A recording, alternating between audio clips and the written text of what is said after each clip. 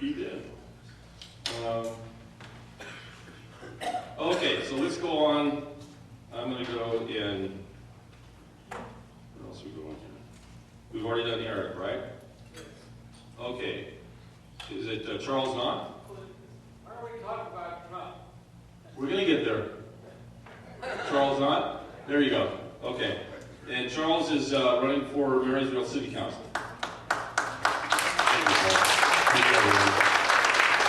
Those of you who don't know who I am, go ahead and laugh now.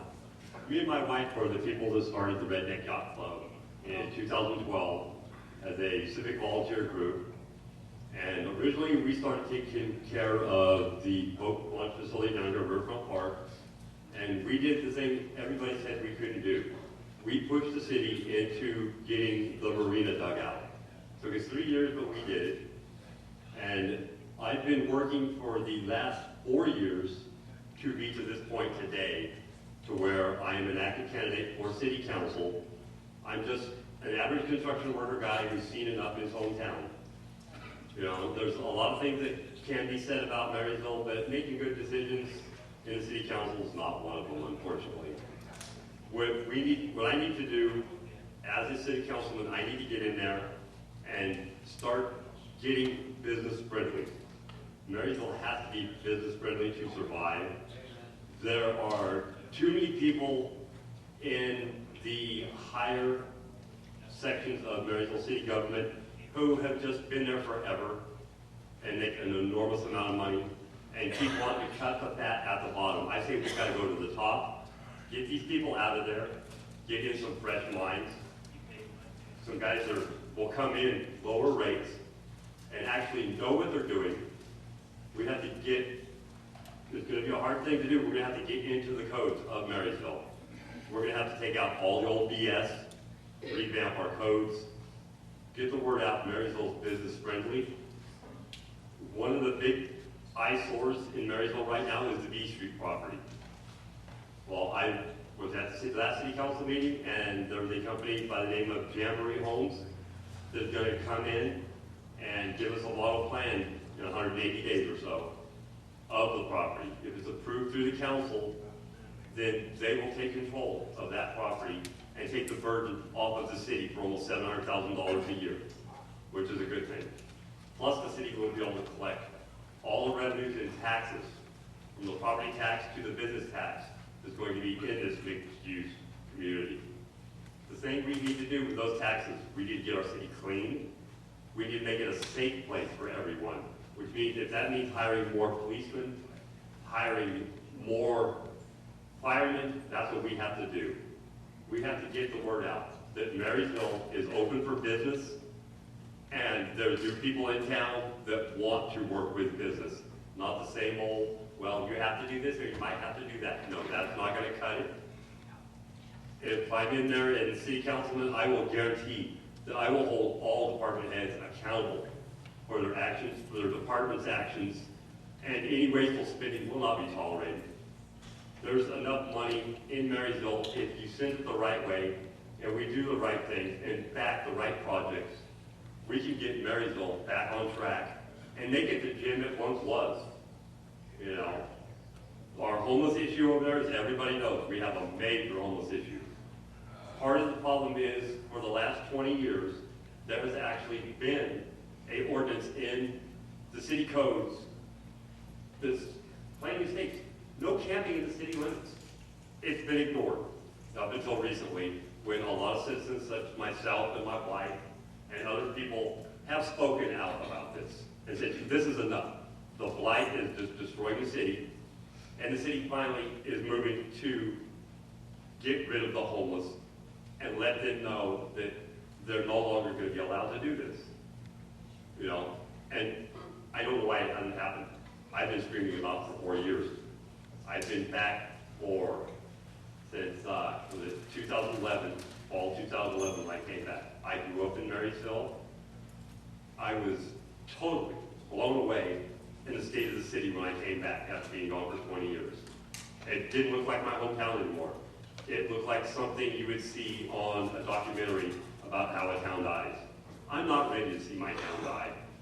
I'm I'm going to do whatever I can within my power as a city councilman to ensure that Marysville gets a fair shake and Marysville comes back. And if anybody has any questions or would like to contact me, you can contact me through several ways. I have a personal Facebook page, Charles Knott. You can contact me through our group, the Redneck Yacht Club Marysville, or you can contact my wife, Cindy, also known as Caroline. Or I have a Facebook page, Charles Knott for City Council. You can contact me through there. I will get right back to you, answer any questions you have. And please, if you have friends that live in Marysville, ask them to vote for me. It's time for a change in Marysville. We have to take our city back. That's the bottom line. You know, enough of the last 40 years of the fat-eating liberals running our cities. We have to take it back and make it a nice place for ourselves, our children, our grandchildren. And without change, major change in Marysville, they're going to go bankrupt. That's the bottom line. What are we going to do with the Hotel Marysville and That- the theater? That is a good question. We have out-of-town owners on both properties, and I will give you my guarantee, sir, as a city councilman, I'm going to vote abroad and be on these people like a bad pit bull to make them do something with the properties. The same way with a lot of the property owners that have properties that are just sitting there, going to waste. That's going to be one of my things too. Make these people responsible. Get them to rent these places out, fix them up. Get some of the people who are the slumlords to actually make their houses, respectable. We have to get, the State Theater is a beautiful place. It's a shame it's just sitting there rotting away, filled full of fleas and wild cats. When I came to town, We can fill the hotel Marysville with the homeless. And then We have one person talking on the floor right now, and we're gonna have to cut it off. Right. I remember when I was a kid. you know what killed Marysville is redevelopment in my book. Yes, sir, it did. Terry, the first thing he told Marysville was after the big fire, when they tore out with 6 square blocks and built the Mervyn's in there. That was the stupidest thing ever. They should have redeveloped all that back into new stores with a mixed unit style, mixed housing, like they're trying to do, like we want to do with B Street. You know, where you have your businesses on the bottom and you have your apartments on top. Putting one building on 6 square blocks is a stupid. And tearing buildings down because they've had a fire is one thing, but not putting a building back up to serve a function is totally wrong. Does that answer your question, sir? Thank you very much. Thank you. And for our next candidate, Alan Whitehart will do the introduction. Thank you, Paul. Once in a while, I get an opportunity to introduce somebody that I really appreciate very much and I think the world of. And you know, it has got to be really tough to start out in politics right now. You've got to have a lot of courage. And I admire the fresh minds and fresh hearts that would take that challenge head on, because that just can't be the most wonderful thing to do. So I was thinking real quick about what I would say to introduce her. And I thought, you know, what I should do is actually read a little bit from a king. In fact, many people have said the wisest king that ever lived on the earth. So I'm going to read a few things that he wrote about gals in government. So he wrote, as he was looking for a woman of leadership, he said, she sets her heart upon a city and takes it as her own, carrying it within her. She stretches out her hands to help, and she lays hold of the wheels of government. The gateways of her city deserve to be admired. And if you had a keen ear for the obvious, that would be in Proverbs 31. And I just wanted to say, that I think Stephanie is a perfect description of someone like that. She holds a vision of the beauty of Marysville future, knowing that the difficulties of the present issues will pass. A city's hardships often prepare ordinary people like us so that they can lead us into extraordinary destinies, just as difficult roads often lead us into beautiful destinations. As we stand with her and others like her, we will finally see America transformed, finally, one city at a time. I give you Stephanie McKenzie.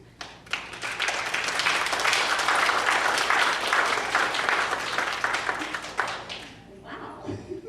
I better say something good after that. Thank you so much. That's really very kind and generous. Hello, I'm Stephanie McKenzie, and I am actually originally from Auburn, but I've lived in this area for the last 35 years via Chico State and then via Air Force Base. My husband was in the Air Force, and so landed in this area through Air Force Base, and I've worked in this region for all those years, raised my 4 children and another 4 children, and in Hollywood for 17 years, and the last 3.5 years I've lived in downtown Marysville, and got there kind of in a roundabout way. That's interesting, and so the things that Colin was reading really are significant. I hadn't read Proverbs 31 in that translation before. I was telling Ellen about what I've been doing since I've been in Marysville is I've been walking the levees and praying for the city. Yeah, it's interesting. So I'm a teacher. I teach kindergarten. 4 years ago I went back to school and finished my bachelor's degree. And so I have a bachelor's degree in liberal studies, and then I have a credential bilingual multicultural teaching credential. So I speak a little Spanish, and now I'm working out in elementary school as a kindergarten teacher, which I love out there, and it's a great place, and good things are happening with the people there. But so teaching is kind of my passion, but people are my passion, and now Marysville has kind of become my passion inadvertently. The first night I spent in actually living in Marysville, I actually live at the Forbes house. I got there because a friend of mine, a longtime friend of mine, owned the property, and I was looking for a place to possibly buy to have a women's shelter or have a home where I could take women in myself. And so I passed by the Forbes house one day and I said, oh, I forgot all about this place. I've loved that forever. And so I called my friend, and she happened to be in town, and I ended up renting an apartment there. And so I've been there. And so the first night I spent in that apartment, I started having a dream, and it was a dream where I was at an outdoor worship service, and there was all these people. It was outside, and a woman came to me and started telling me what I was supposed to be doing, and she said, the part that caught my attention and that woke me up was, she said, to show mercy, and extreme mercy, and it woke me up, and I saw visions of Jesus on the cross and the Good Samaritan, and so I was kind of having in and out of sleep from that point, and about an hour after that, I was awakened again by this voice in my sleep that said, I want to inhabit this city with mercy, because mercy triumphs over judgment. I wake up and start writing some things down here, and I was thinking of Isaiah 61, and so I opened up this Bible, which I hadn't used in a couple of years because I had gotten a smaller one, and this was getting kind of heavy to carry around, but I had it on my nightstand because I just moved, and so I looked up in Isaiah 61 and in verse 4, see if I can see it. It says, then they will rebuild the ancient ruins. They will raise up the former devastations, and they will repair the ruined cities, the desolations of many generations. And that reminded me of, so that's a picture of Marysville, right? It's in ruins. We've been talking for years about how do we revive this city? What do we do? What's the answer? Let's do the bounce back plan, which is a nice cityscape, but it doesn't do anything. And so I was thinking of repair of the breach. I had that verse in my mind, that phrase, and I found it in Isaiah 58. And it says, those from among you will rebuild the ancient ruins. You will raise up the age-old foundations, and you will be called the repairer of the breach, the restorer of the streets in which to dwell.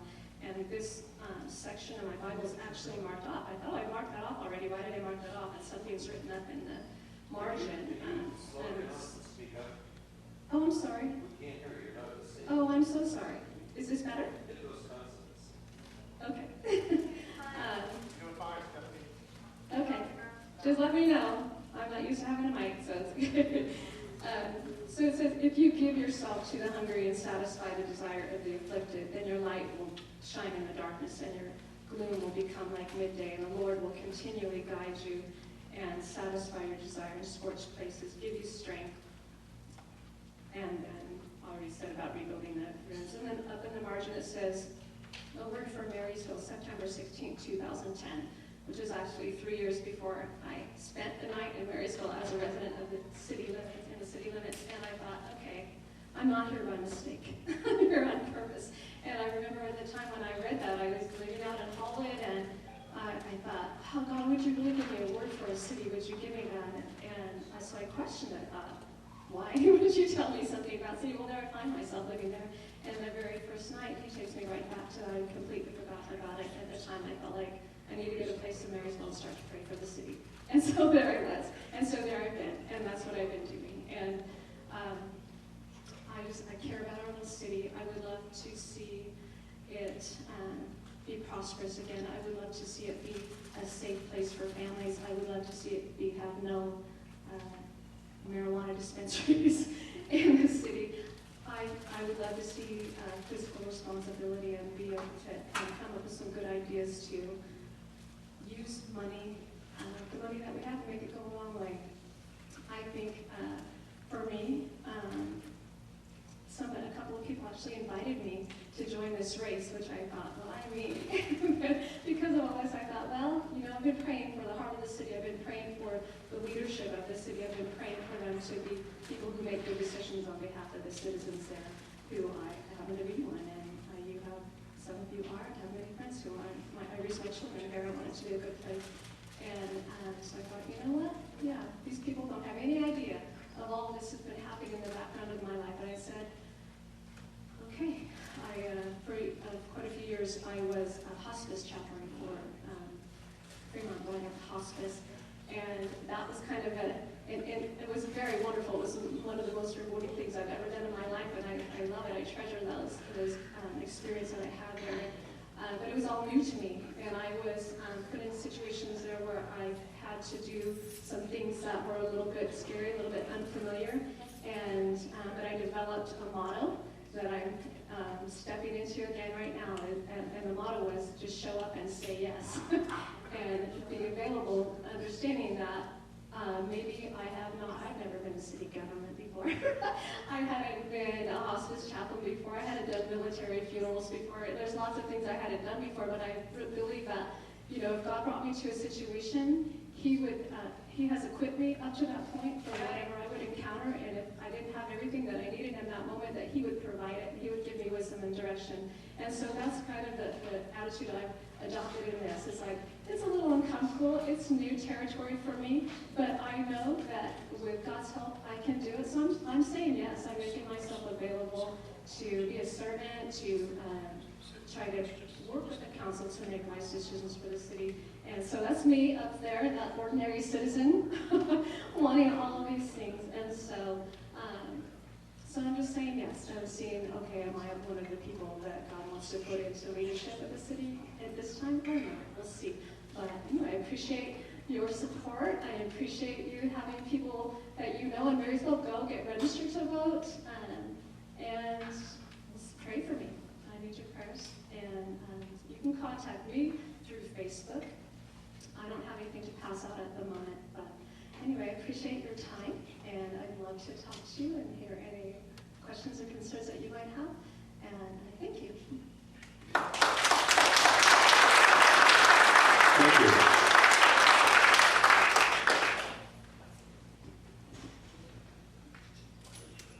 We're going to move on to Yuba City Council. And I hope I get this name right. Is it 14? Yes. 14, did I say it right? 14.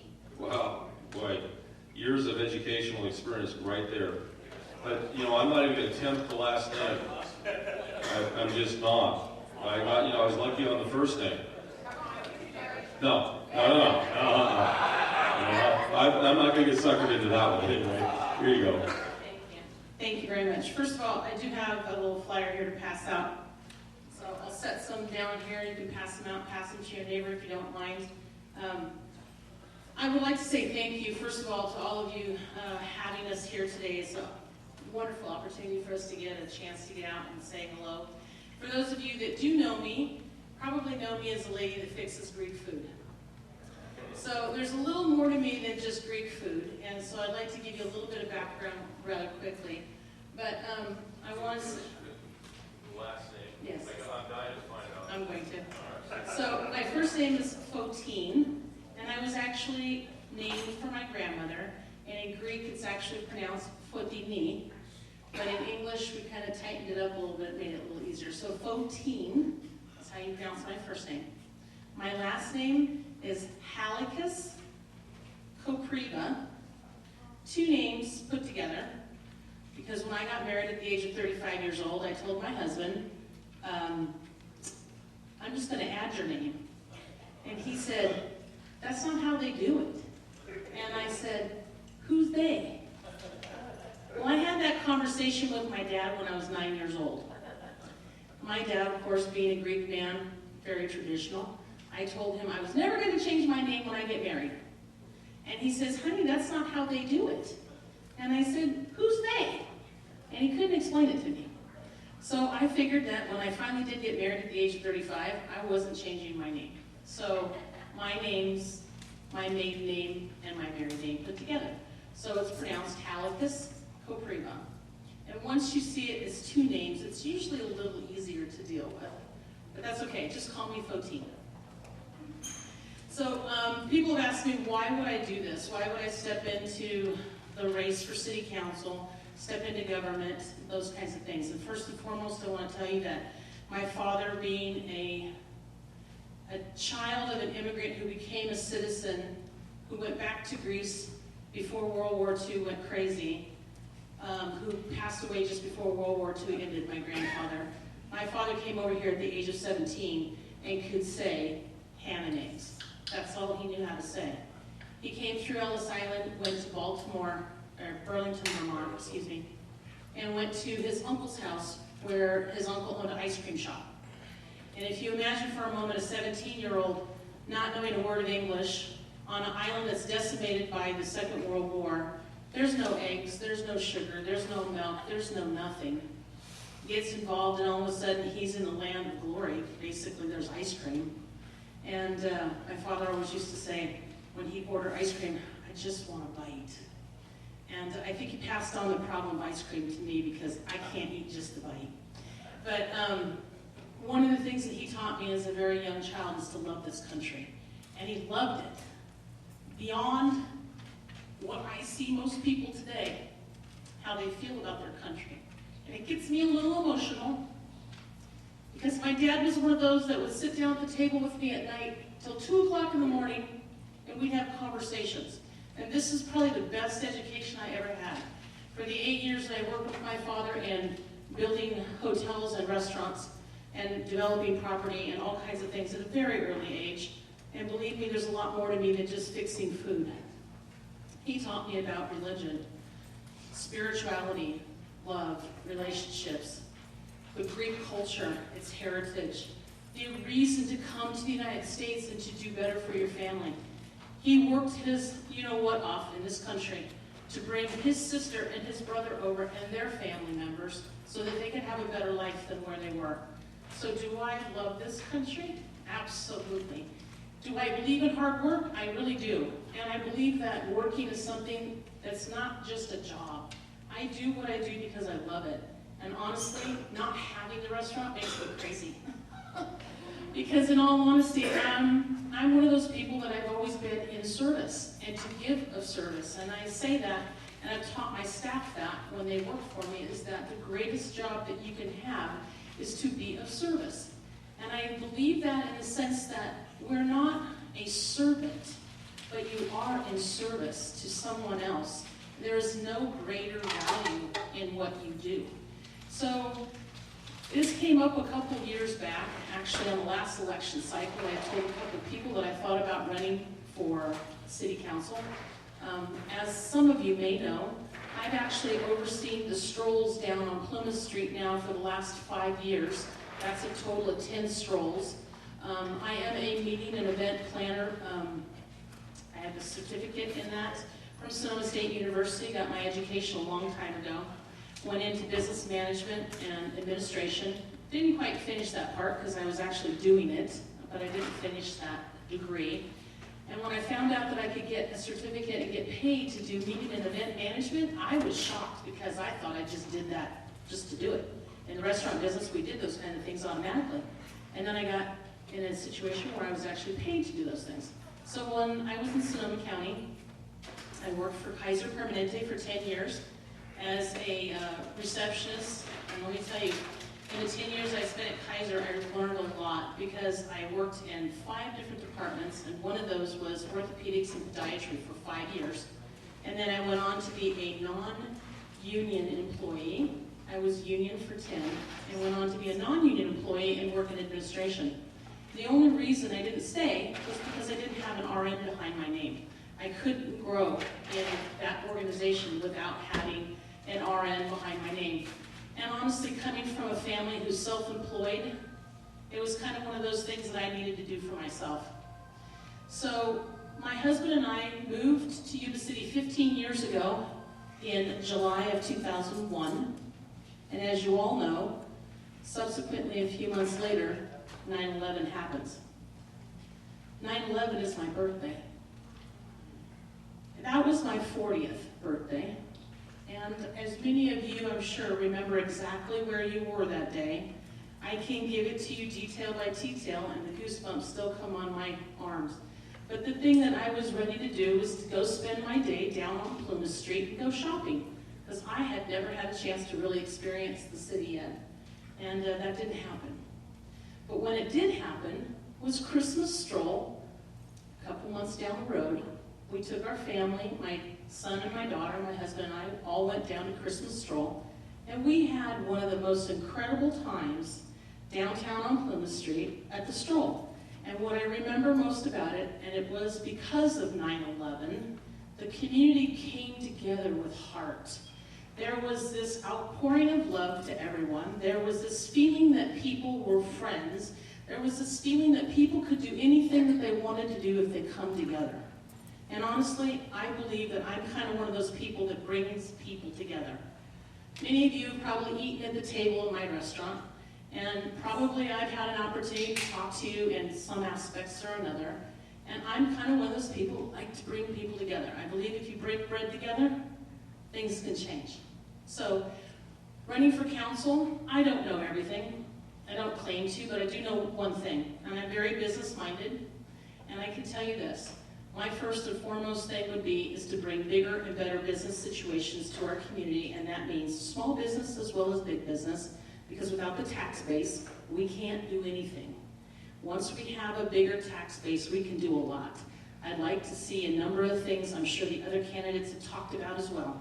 We have a number of choices, but I can tell you this, I will work tirelessly for you. My door is always open. My cell phone number is passed all over this town. You can get a hold of me, it's not a problem. And I now have an office down off of Plymouth Street in a little area right next to Gotta Love Books, which is where I have a little space that I rent out now as a little meeting room. And I'm going to be holding some town halls, and we're going to do some education. We're going to talk about what citizens of Yuba City want the government and the city to do. We have a right and a responsibility as citizens to step up and do things. We have a right and a responsibility to let people know what the choices are that we're looking for.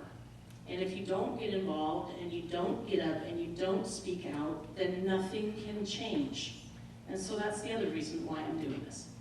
So I will tell you this, the restaurant closed, not because I wanted it to, and this is kind of sensitive, but if you remember back, our district attorney has done an incredible job in this community, and the gentleman who bought the property next to where my building was also working on my building and the property owners to take that building and involve it into a big, huge development. Well, in the process of all that, that meant I needed to be out of there. And subsequently what happened is he was arrested on charges of pedophilia a few months down the road. So it's kind of a sad thing, but it's also, it is a very sad thing. For me, it's an opportunity to go and do something new and to try something that I haven't done before and to give me a challenge and go forward. So I hope that in that you'll ask me questions and support me. And if you'd like a sign in your yard or out there, I need to actually raise some more money. So if you're in that position and would like to see me be able to put signs out, I would appreciate some extra donations. I do want to be the #1 candidate that asks for the least amount of money out of this community to actually win an election. Because I will tell you this, I am really frugal, and the previous incumbents, and Mr. Cleveland's here, and I don't have any problem to say this is a public information, the candidates that are seated in council at this time required anywhere between $18,000 to $36,000 per person to run their campaigns. And when you want to talk about the amount of money that we spend and how can we do this fiscally, my attitude is we need to do it with a lot less money. So Facebook is my friend, okay? And I have probably 1,500 friends on my personal Facebook, plus whatever else is on my political Facebook. And I really ask that you get out and support it, like it, and then ask me questions. I'm here. That's what I'm here to do. I want to be in service for you and be a voice for Yuba City and those folks in our community. Okay? Thank you.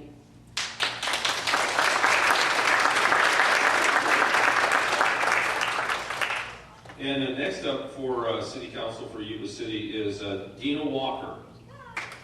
Dina?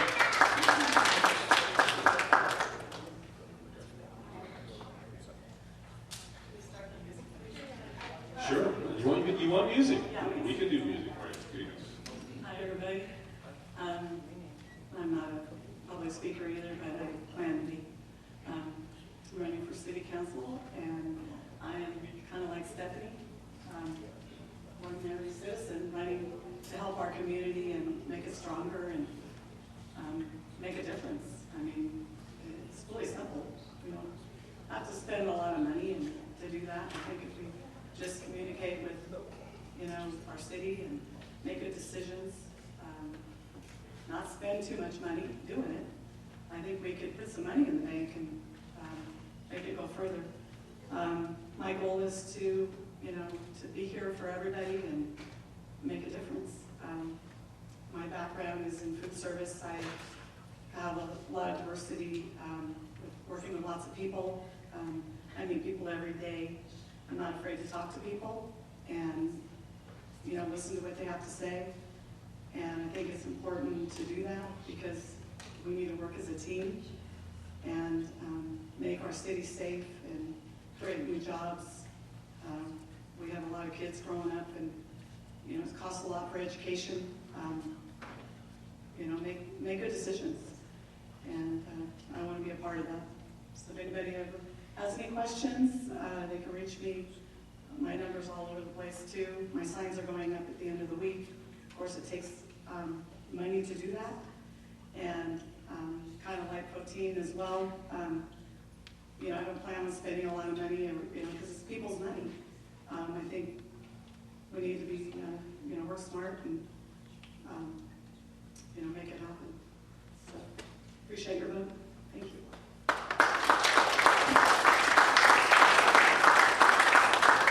Thank you. And Sean Harris is not here. Jason Reichert. I believe there's 2 seats available. Is that right? Yeah, 2 seats available for Yuba City. Thank you, sir. How's everybody doing?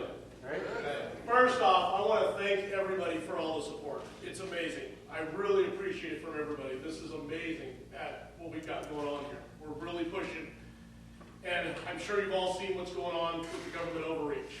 It's not statewide, it's not national, it's everywhere, and it's citywide. We have a real issue at City Hall, folks. We've got to get a control on this. They're doing things without ordinances. They're putting their thumb on the little guy. You want to talk about hurting business? Some of the executive staff, as they call themselves, at our City Hall, are hurting business in a bad way. It's got to stop. If they don't have an ordinance, they haven't amended the city code, guess what? It's not their good idea that they're going to enforce. It's going to be what the people want. That's why I'm running. It's about time the people have a voice in Yuba City rather than just whatever the executive staff wants here. And that's what we're running into right now. We've got the 16-ounce beer fiasco. I know everybody's seen it, I know everybody's heard about it, but let me tell you something, it's not about a 16-ounce beer. Not at all. It's about our local government putting a thumb on one little business, saying, guess what, he can't do that. It's wrong, and it's a tyrant. Because everybody else in town is selling it. And I don't know about everybody in town, so I shouldn't say that, but the fact is 1,600 feet away they're doing it. The other stores are doing it around him, but they've decided in all their wisdom to not let him sell something that could expand his business. It doesn't just stop there with the government overreach, folks. We literally have a tyrant right now at City Hall who has told a lady that her garage burned down. Doesn't matter how it burned down, the fact is it burned down. So she got the insurance money and wanted to rebuild her garage. Well, guess what? Until she puts in drought-tolerant landscape, they're going to hold her permit. So she can't put in a drought-tolerant, she can't put in a new garage because of the drought-tolerant landscape. It's amazing. There's no city ordinance, there's no code. It's just their good idea again. It has to stop. This government overreach is really killing our city. And I mean, I know there's bigger fish to fry in the state level and in the federal level, but once we take it back at the city level, the state level, and the government, the federal level will follow suit. So we have to do this. That's why I'm running. We're going to make a change. My job as a city councilman is not to be buddy-buddy with our executive staff or our city manager. My job is to stand between you and them, listen to you guys, and let them know your will, and they need to do that on your will. If that doesn't happen, we find new ones that will. Because this is unbelievable, the government overreach we have right now, just at the city level. I always had a problem with the bully. And right now, we got a bunch of them in City Hall, and it's got to stop. If they can't do their job, they can't live within a budget, then guess what? They need to find a new job.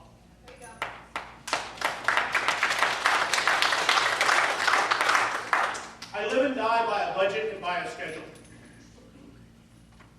If I missed my budgets by some of their budgets that they're missing by, I wouldn't have a job come Monday. I put out that video.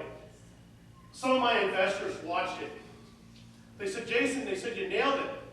You got it right on the money, buddy. If you missed a budget like that, you wouldn't have a job come Monday. There's no doubt about it. So why are we letting them continue to miss their budgets and not holding them accountable? Nobody can answer that. It's got to start happening. It's going to start happening. The city council has the power to put the pressure on the city manager. The city manager is at the will of the city council, folks. If he can't keep his executive and staff in order and hold them accountable to do their job, guess what? We'll find a new city manager that will. It has to stop.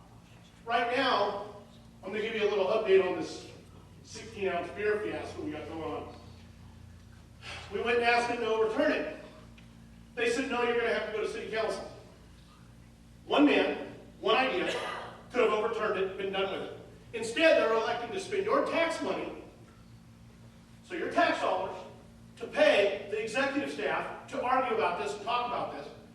They're going to pay the city council to negotiate it, figure out what's going on, over a 16-ounce beer that they're saying one guy can't sell. Unbelievable. I'm sorry, but a 16-ounce beer is not worth my tax dollars to put the thumb on a little businessman.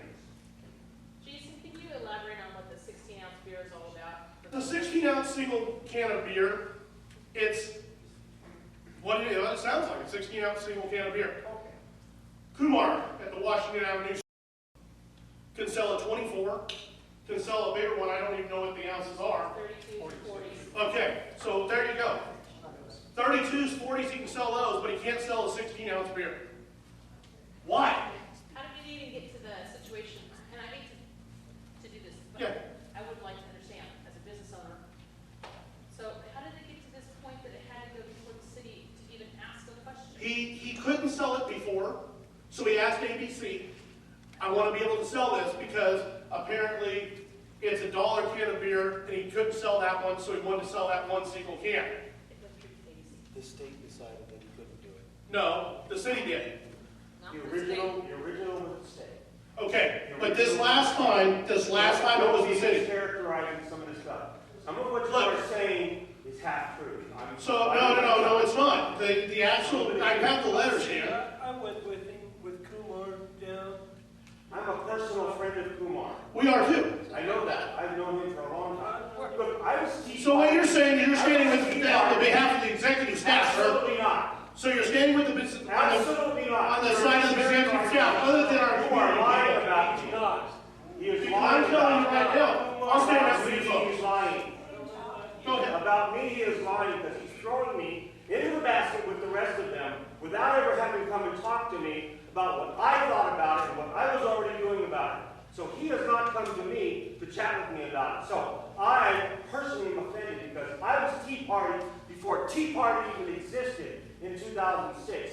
I didn't have this organization to help me out. I didn't have the vote to help me out. I always waited for a vote like you or Poteen to get rid of the 3 in that direction, to get 3 in our direction. So you're throwing me under the bus at times here, and it's offending me. I'm not going to say that I wouldn't support you or anything else. That's fine. But you are characterizing me as being with them, and I am offended at that. That's fine. You can be offended. You can I'm be offended all offended day because long. I was Tea Party before Tea Party. All right. You're picking me, so I'm just saying right now. Let's get one thing straight. ABC okayed the 16 ounce. No, they did not okay it. They asked if they could okay it. And the city opposed it. Well. And the city opposed it. Did the city not oppose it? How many times do I have to say it? I haven't heard you say it yet, sir. I haven't heard you say it once that the city opposed it. How many times did I just say it? And he keeps asking me. 3 times this time. And he keeps overriding me with his volume. Oh, you're right. That's I'm a allowed bully. volume. You're being a bully to me right now. You're being a bully to me. Because I'm standing up for the people. I did not agree to, still doing it. Speak without the microphone. Okay. Now, I have Because I'm already- standing up for the I have- people, sir, See right there. I'm being a bully. See, there you go. I'm done. But the fact is, I have already expressed to Kumar, The and fact you, is- you referenced that in one of your videos. I'm I've going already to said stand up that for they the have people, overstepped. sir. I'm going to stand up for the people. I have already said that I have disagreed with what has been done. I would like to have had it taken care of, but there are 3 votes on that council right now that override 2 votes. But the fact is, it's not even a city council issue right now. Correct, it is not an issue. Exactly. It's a city manager issue. Exactly. A city executive staff issue. Exactly, executive Okay. staff issue, correct. Exactly. So That's what I why want to I know, agree with you. so what I want to know, at this point, why are we letting executive staff do this? Because that is in the charter or in the statement that that department has that authority. Now, They have no only way ordinance tell- to stand on, the and no way- city code amended. They They cannot are do given that. the choice to make the decision on those rulings. By who? Well, by the way that they're. By the city they're, council. By the. city charter. Management stuff. And this is good, don't worry about it. I'm not having a problem with this. It's done by how the department is set up and the regulations as to what they can make decisions on. Whether I agree with it or not is a different story. Now, if they make a wrong decision, okay, and they make the wrong one based upon their decision, the city council has the responsibility to come back and say, no, you're misinterpreting that. We don't want you to do that. That is why it goes back, and then the city council as a whole says, you are interpreting this farther than we intended to be. So, they go, no, you don't do that to them. Then it sets a new precedence for them to no longer go beyond that point. Well, That's the way the best government works. That is a representative government. So when the non-electeds make the mistakes, it goes to the electeds to say, hey, you went too far. The community does not like that. So don't take it that far anymore. And you give them a new parameter of the implementation of a decision. Because they over-implement, state, federal, local, over-implement everything. So what we do, your electeds go back and tell them, slap and say, no, you went too far with implementation, this is what it is. And so that's the process of our government. It's healthy, it's strong. So why hasn't any, this has been going on over a year. The Yes. only one who has stepped up to help us with this at this point has been Jason. That's Now- because I was not contacted. And But you Kumar said you were a told good friend me, of Kumar's. Kumar came to me, or I went and visited him. He said, I asked to have you come out and help me with it. They turned me down. I said, I never even knew about it. So, staff circumvented the city council member that knows him without letting me know.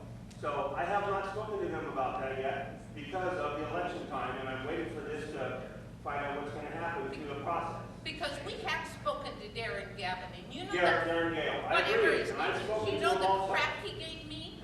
Oh, I feel that a 16-ounce beer is gonna have people turn into alcoholics. I worked in a drug and alcoholic unit. That's not what And makes I you don't turn agree into with that. I alcoholics. don't agree with it. That's what I said. I do not agree with him. And I told him his empirical knowledge was a bunch of BS. That's and why it that goes if to we're not council making that decisions says based you on do what not. he thinks. That's why let me, it goes to council that says, no, you cannot make that decision. It is the wrong one for you to make and say, don't do that again. That's the process that is in place as a representative government. So why didn't Kumar feel comfortable coming to you? He did come, he said he did try, and he didn't think about coming to me personally. He was doing it through the process. Santos, you had a question? Well, I'm just wondering, why do we need a city manager and a city council? Because that's a state designed government. Yeah. It's the way that state has it set up. In Jefferson, you might want to do something different. Yeah, one more question. That's all the process. Yeah. I'm sorry that I opened up the can of worms. Oh, no, it's okay. But, no, I just want to say that, what I want to just say is, currently we have a council that has 5 members on it, and most of you understand that the cycle goes, you have 3 members that get voted for in one election cycle, you have 2 seats that get voted on the other election cycle. If you pay attention to what your council has been over the last few years, which is why I'm running also, is that we have an issue of, it's been 3-sided, 3 votes, 3 heavy votes that don't allow the council to do a lot of different things if something comes up that needs to get changed. So I can say this, that if you want a different direction in your city and in your community, you need to look at the people who will understand what you're saying, who are available to speak to, where you can find them and talk to them, and vote those folks onto your councils. Because that's probably your biggest issue. I can tell you as a business owner, when I first came to this community and I opened up, I had to fight City Hall also. Some of those may have been in that Hillcrest Water Plaza or Water District meeting at the time. There were 300 people there, and I went up against the city council at the time, and I had a 45-minute conversation with the mayor the next morning at 9 o'clock, and he told me nothing that I needed to know to fix it. This has been a few years back. I can tell you that you need people that are willing to stand, hear your voice, and represent your voice on the council, not represent themselves. And actually, we're Yuba County, and what happened? We just voted off 2 county supervisors at the last election. Of course, so you have to be active, you have to be out there talking, and if they're not doing what you want them to do, you vote them off. It is a big issue. So, you know, Facebook and social media is really your friend. Okay? I'm telling you, that is the easiest way to get things out. But anyways, I'm sorry, I didn't mean to take it away from Jason, but I No, just... Jason's doing good. I'm not arguing with Jason on what he's trying to do.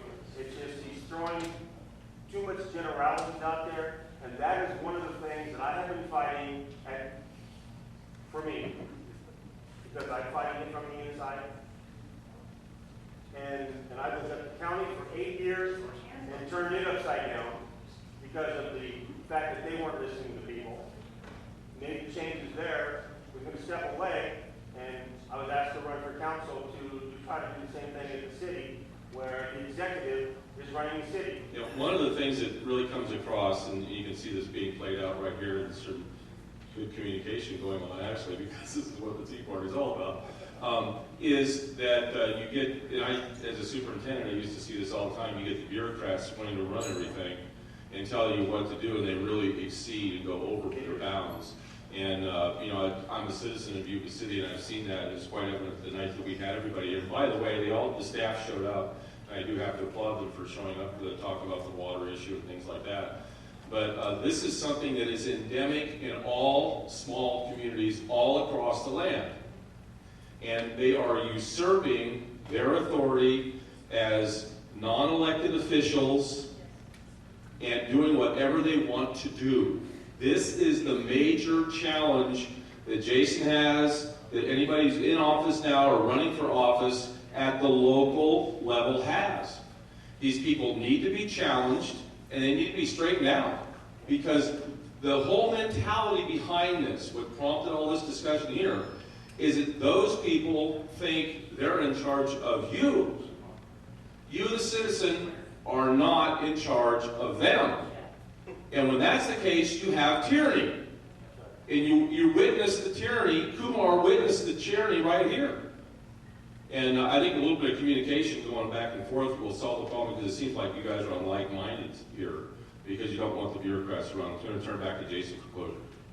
I'll close it up really quick. Yes. No, I wanted to say something to Santos. The reason why you would have a citizen oversight and a paid person who devotes his or her time is the citizens are in charge and they make the decisions.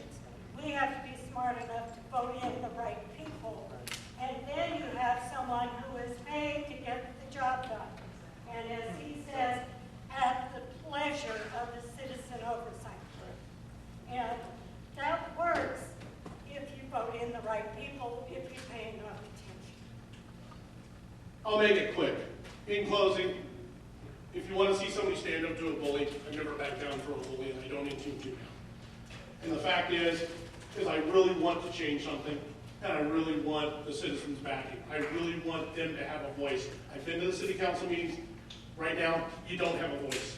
You will have one, I promise. As you see tonight, they will not shut me down, they will not shut me up, and we'll push until we get this done. Yes?